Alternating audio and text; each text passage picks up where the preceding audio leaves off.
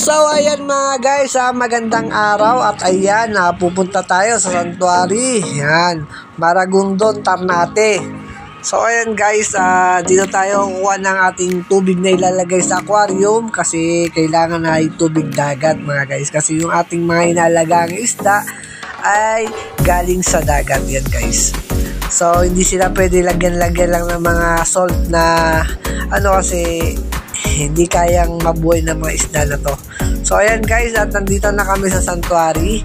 Yan, pababa na po kami dyan guys.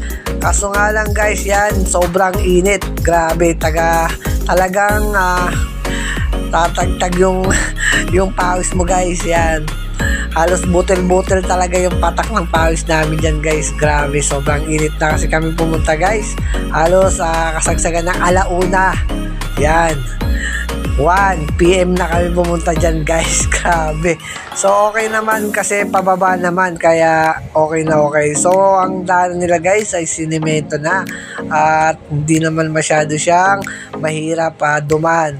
At meron ka rin makakapitan mga guys, yan, may mga kawayan at mga good lumber. So ang mahirap lang talaga guys yung pabalik guys. Ayan, grabe, ilang pahinga kami dyan guys bago kami nakakyat. Okay lang guys, pababa talagang kahit may dala ka, okay naman kung pababa. Wag lang talaga paakyat guys, ang hirap. Pero dahil sa okay naman yung daanan, kahit pa paano napagaan din yung pagbubuhat pataas dahil sa maayos naman yung daanan nila.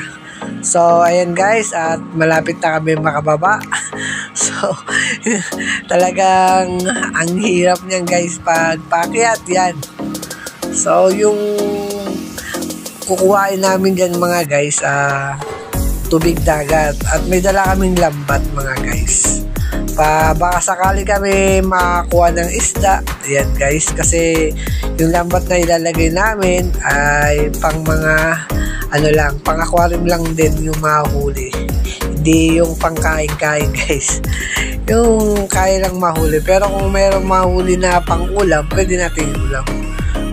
At ayan na mga guys, nandito na kami sa pinakababa. Ayan guys, ayan yung mga cottage nila guys, mura lang naman yan. Kaya kung gusto nyo pumunta dito, pwede rin kayong mag-overnight yan guys. Meron din sila dito overnight. So ayan, at mura lang naman dito guys. Pag pumasok ka, 20 pesos, grabe. Sa madadala yung 20 mo dito na sa Santuari mga guys. Yan, so yung mga cottage lang nila dito, mura lang naman yan, mga rabahan.